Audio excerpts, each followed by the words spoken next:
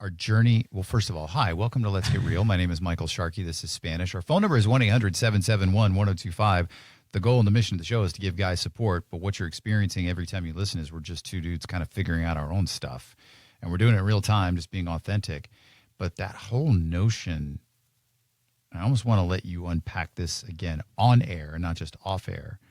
Something you said to me is like, I'm surrounded by all these Christians in my life right now, and I'm finding it fascinating. And maybe I'm just trying to get closer to God. Maybe I'm closing in on the end of my spiritual, not human-bound journey, but like multi thousands of lifetime journey. But yeah, like what were the texts you were talking about? So the Vedic texts. The Vedic texts. They're very old, and they're pretty much they're the instructional booklets on how to harness the ether of the universe, how to hone in on whatever reality you could want to create. Like you hear stories about, I'll use Greek mythology. Like you hear stories about Hercules and Apollo and all these different gods. And, there is, the truth is more that those things that are being accomplished by those gods, we are also capable of doing. We just no longer think we are because of years of being cut off from those texts or those feelings. But like, let's say, like I'll use you as an example. Okay. If the whole reason we're a soul on earth is to have these experiences to bring us closer to the source, then that means that at one point we as a spirit decided to take on that journey, as terrible as it was going to be. But we've also created our own path prior to coming here. And all this is it's a multi-step process to get back to the source. So right now, what I was telling you is that what if right now you're at the part of that journey where you're coming to a close in a physical reality, and you're unlocking that last piece that you need. Because since you were a kid, you've always hated religion. You've always had a bad taste in your mouth when it comes to religion. And now all of a sudden you find yourself steeped in it. And everywhere you turn, there's God stuff. Yeah, God stuff, Christian stuff. I have my own version of that that's happening to me right now. But what if the time that we're in we are seeing that cycle now come to an end. The cycle of everybody being blind to what they truly are is coming to an end. But we have to make that choice. And this is where the word free will, and I use that word loosely, comes in, where it is essentially up to our physical form to decide for us what we are going to do.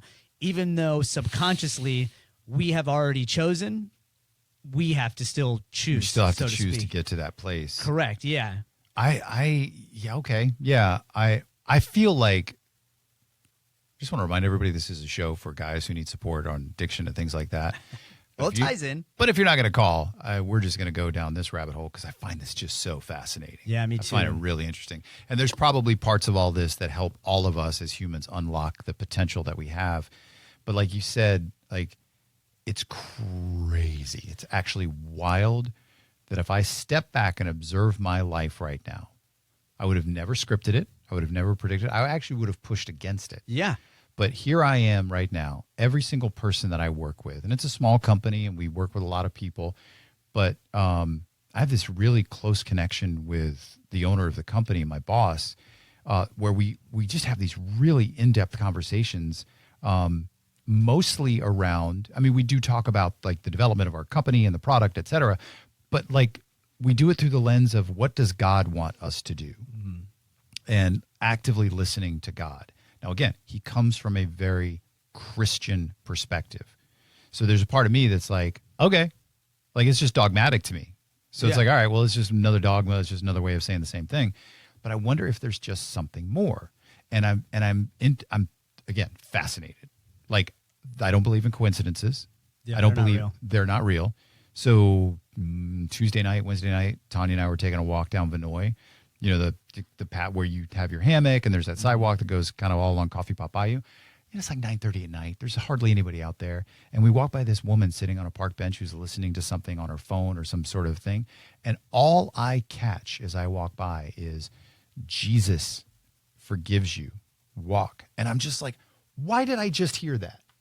That I could have walked by 5 minutes earlier and she might have been listening to hip hop. Mm-hmm. But I walk by in that moment and all I hear is, Jesus something and forgiveness. And I'm just like, what is going on right now? Mm-hmm. And it's like, so I literally had a conversation with Brian this week, my boss, and we just went deep. And I flat out told him, I'm like, dude, I don't know what's going on, but I think I'm supposed to be here right now because of the work that we're doing for our clients and the individuals and helping people. But I said, I think I'm really supposed to be here right now because of God. Yeah. Like there's stuff that you say that I'm just like this whole experimentation this year has been, in the Bible, and I'm probably going to screw this up. But anyway, in the Bible, there's all these stories where God is just saying, hey, you want something? Ask. Mm-hmm.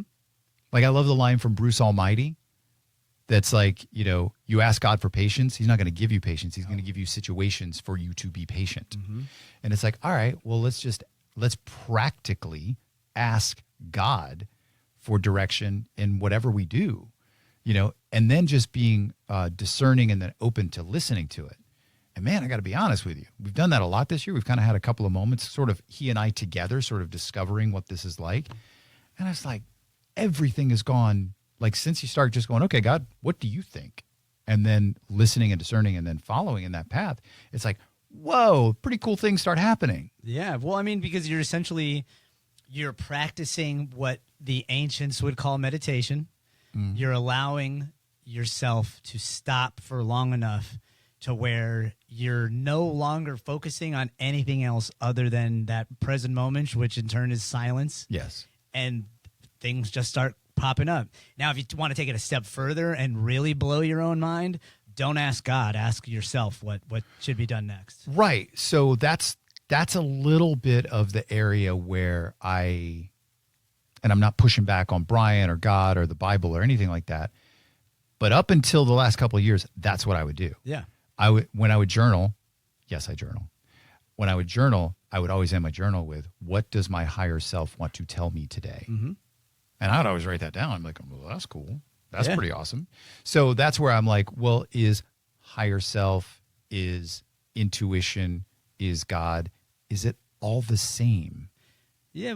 Or is the question more, if that's what you would have done, but now you're asking God what he would do, what parts of yourself are you going back to pick up now to get back to the place of what is my highest self asking? Oh, okay. Does that make sense? Yeah, it does. Yes, it does. Because so I am a firm believer, especially after this year, that we create our own reality and we 100%. create the situations 100%. that we're in. And, it's now a question of learning and giving myself the opportunity and the keys to unlock whatever it is that my soul is wanting to learn or experience here. And I think that's where the surrender comes in, and back to like the AA stuff, surrendering to God.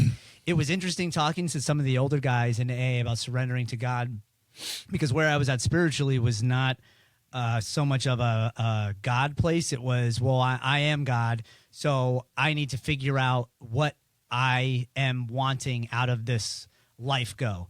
Right. And talking to some of the older guys, it would really piss them off because they're devout, religious guys, and I don't have anything against that. But it was interesting because the more I would talk to them like this, all of a sudden they started to see that spark be more of who they were instead of something that they had to seek outside of themselves. Yes. But you're still surrendering one way or the other. For me, I was surrendering to what I thought my highest self would want me to do. And for them, they called that God. But it was, it was like you said, it's essentially the same thing that you're tapping into. I want to get better at surrendering. And I don't want to make it sound like it's something trivial, but because you and I talked about this after the show last week around divine timing and not forcing things.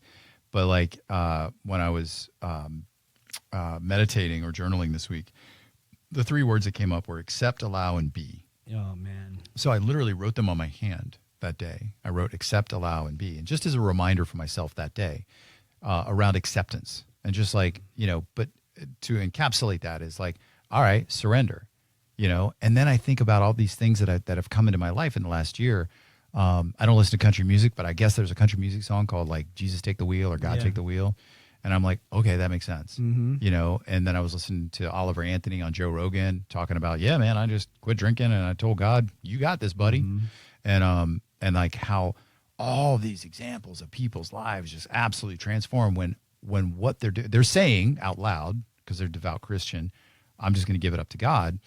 But then it's like, all right, well, what if you just surrender and stop trying to like just get the human out of it? Like, come on, like just get all the crap out of it, get all the limiting beliefs out of it, and just be like, all right, well, I'm just going to give it up and just see what happens. And it's like, and then allowing for, the acceptance or surrender, but then allowing to be like, all right, well, I'm just going to take in this information and just kind of act on it. And, and that, to your point, subconscious is there first, and then the physical reality catches up to it, which I tend to, the more you've said that, really align with.